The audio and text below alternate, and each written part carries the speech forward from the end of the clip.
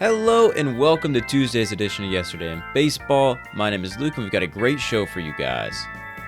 We're going to get into some news early on, then we'll go into some 5 bold offseason predictions, and then go over who we would invite to our Thanksgiving dinner from the MLB. So right off the bat, we have some WBC news. Ohtani is officially committed to Japan for 2026 in the WBC. And Salvador Perez is the team captain for Venezuela heading into the 2026 WBC as well. And, a couple of big names in there, some veterans now. I'm glad it worked out with Ohtani that he could play. And, I don't know what it looks like yet, if he'll be a two-way player or just a hitter. But either way, grateful to have him as Japan looks like they're trying to repeat as champions in 2026. So in Texas Rangers news, last week we heard that Adolis Garcia was non-tendered. He will now be a free agent. Kind of crazy. In 2023, he was just absolutely amazing for them and helped lead them to their first World Series championship. That year he put up 4.5 WAR. He had 39 homers and 127 OPS plus. This past year, he really took a step back, even in 2024 as well. 0.3 WAR in 2024, 2.7 a little better last year. But still, it's just kind of been a big struggle for him lately. But he's still a really great baseball player. You can see that all the tools are there. So I'm sure someone will give him a shot to be an everyday player and he'll land on his feet. Next up, also out of the Rangers camp, we have that trade between the Rangers and the Mets. Marcus Semien got traded to the Mets. Brandon Nimmo goes to the Texas Rangers. Marcus Semien, he's now going to be 35 years old heading into the 2026 season. He's got 3 years, over $75 million left on his deal. Semien has had a great career. He's put up 49 B-WAR in his 11-year career. Last year he put up 3.3, 15 homers, 97 OPS plus, so just about a league average bat, but his defense has been exceptional, helping boost him to that 3.3 WAR. And then Brandon Nimmo going to the Rangers. He'll be 33 heading into 2026. And he'll have 5 years left on his deal, which is worth about $100 million. 26 B-WAR in his 9-year career. He had 25 homers, a 116 OPS plus, and a 2.9 WAR. It's an interesting trade, a nice 1-for-1, which we don't see too often anymore. But I think a lot of it is the fact that neither contract is cheap. And in the Mets taking on Semien, they can get more money out of the way sooner. And if they wanted to go out and pay Kyle Tucker and kind of backload his deal a little bit so that evens out, I absolutely could see that happening. But like I was saying, it fits a need for both teams. The Mets kind of fill in that middle infield, but them Lindor. If you bring back Alonso, you have Alonso, Semien, Lindor, and Vientos, which is a pretty stacked infield. And then the Rangers just moved on from Adolis Garcia. You have Wyatt Langford out there. But if you bring in Nimmo out there to play center, you really shape up that outfield nicely. So it'll be interesting to see. Again, neither contract is cheap, neither guy is that young, but it does fit a need for both of these teams. So next up is a segment that I've been wanting to do for a while, and it's my 5 bold offseason predictions. I've got a lot of predictions to be honest, but at least for today, we're just going to get into my 5. Kind of out there. One I'm really confident in, but there's not a lot of proof behind it. But leading off, I'll go from 5 down to 1. I think that the Royals will trade for Lars Nootbaar in exchange for some of their starting pitching depth. Now, I love Nootbaar as a Cardinals fan, but he's not exactly like a big power bat in the outfield. I think he has all the tools to be that, but he hasn't shown that. The thing is, the Royals haven't really spent money on a big bat in a while, and they need that corner outfield position to be covered. So I think I could see them trading for Nootbaar, hoping for upside. The Cardinals really need starting pitching and just some young, controllable arms. I think that can be a 1-for-1 deal right there and fit that need for both teams. So again, there's really no proof behind it, but I just think it would fit both teams' MO, and I could see that happening. Next up, I predict that Kyle Tucker signs a 10-plus year deal with the Mets. I think, the Mets have the money to pay him, especially with Starling Marte being out, and then you have Brandon Nimmo just getting traded. They now need that outfield help, and who better to do it than a fairly young guy who has just had an exceptional career and, I think could his skills could age very well. His bat is plus, his base running is great, his defense is, pretty solid. So I think that they'll give him one of those deals where it's like, all right, you don't have to hit free agency ever again. You don't have to worry about it. You're going to get 10 plus years with maybe some opt-outs. Now, next up at number 3, I have Tetsuya Amai that he signs with the Arizona Diamondbacks. Now, he said he wants to take down LA and go somewhere without Japanese stars. So that's in the division, generally West Coast area. And not that I'm aware of, they don't have any Japanese players right now. So I think on top of that, the Diamondbacks, they've proven that they've been kind of a force the past few years and can square up with the Dodgers. They haven't made the playoffs the last couple of years, but just narrowly missing it. And they still have great pieces. They have money coming off the books from Zach Gallen. Gino Suarez was traded and his money's off the books. They've even talked maybe about shedding some payroll with Ketel Marte, but either way, I think they could have it in the money to pay Amai. I think he's got an expected, 8 or 9 year deal at 150 to 180 million. We'll go roughly, if we expect 20 million a year, I think that they could cough up the money and he would just be a good fit there. It kind of fits what he wants. I think it would fit the Diamondbacks, wanting to bolster that rotation going into, next year, especially with Corbin Burns getting Tommy John. So I know everyone says the Giants. I don't disagree that the Giants would be a great fit, but I just kind of realistically think the Diamondbacks would make sense.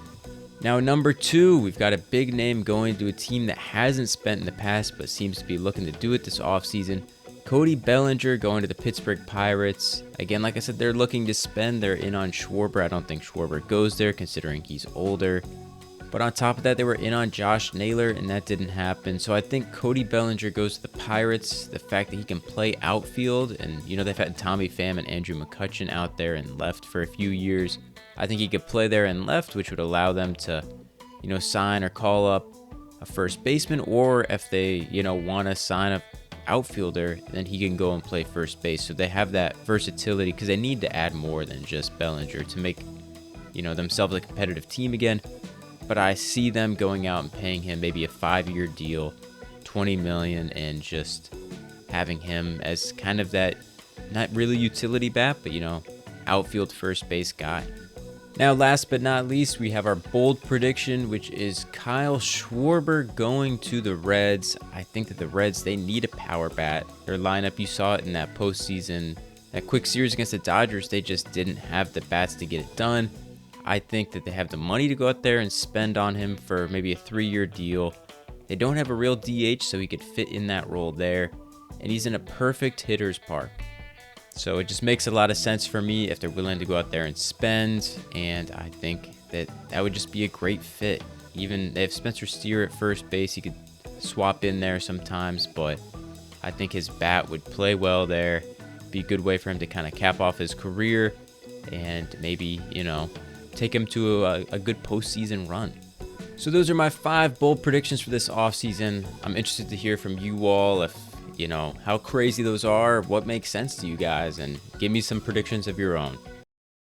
And we actually have a bit of breaking news here. Sonny Gray has been traded from the Cardinals to the Boston Red Sox. This is kind of a big deal. He's got a no-trade clause for him to want to waive that. The Cardinals looking to shed some payroll. That's pretty massive for them if they're trying to retool and get things going again towards the future. So, it fills a need for both sides. That's interesting for the Twins. I think they were big trade partners, possibly for Joe Ryan to Boston. But we've seen early on Chaim Bloom here at the Cardinals. He just took over the reins about a month ago. He came from Boston and before that Tampa, but it's a second trade he's kind of already made with the Red Sox, so it'll be something to monitor in the future. But there's no doubt that he's got guys in that organization that he likes and is going to go after. Last year, Sonny Gray pitched to a 4.28 ERA in 32 games, 180 innings pitched. Very solid, 201 strikeouts. Not his best year, but still great. And over the next 2 years, he was guaranteed $65 million, including a $30 million team option, a $5 million buyout for 2027. So it's unclear how much the Cardinals are going to have to pay of that right now and who they're getting back. But as of now, I'd imagine Boston would have to take on at least some of that.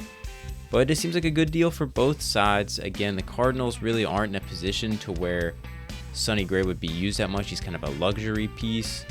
And Boston's going for it, and they need some more pitching. So, like I said, just kind of a win-win. But yeah, big breaking news. And now on to the segment that I was intending to do right now, which is a little bit more fun. It's what players we would invite to Thanksgiving dinner. So imagine here, we got Thanksgiving dinner, got a big old turkey. Who are we inviting? I think Thanksgiving is really it's a football holiday kind of in my mind. And, fantasy football is happening.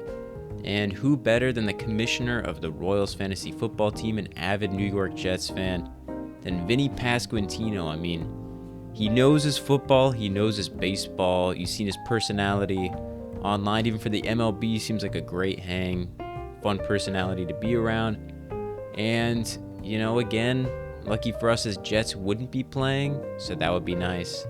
And I need some fantasy football advice right now. So all of that makes me really want to invite Vinny Pasquantino over to our Thanksgiving dinner as guest number 1. Guest number 2, this guy has a travel kitchen, and you see him out at shortstop, doesn't matter the stakes, if it's the World Series or spring training, he's out there having good conversations with people out at shortstop. Mookie Betts, again, he travels with a little portable kitchen. He can cook up some good food. He's kind of a friend of everyone's, having good conversations. I think he would be a great addition to this Thanksgiving dinner. Now, next up, we have, another World Series champion. He's a world traveler. It seems like every offseason he's off to a new country doing something amazing. So he's got plenty of good stories to tell around the table. I think you got to go Tyler Glasnow. This guy, like I said, he's known for traveling about, kind of positive vibes, just kind of a golden retriever energy. I mean, how fun would that be around at the dinner table? And speaking of fun golden retriever energy, we have Julio Rodriguez also getting the invite. Again, he always seems to be bringing the good vibes, probably some good Dominican food as well, and, maybe some good seafood he's bringing up from Seattle. So, so far, Mookie Betts, Vinny Pasquantino, Tyler Glasnow, Julio Rodriguez, all around the dinner table.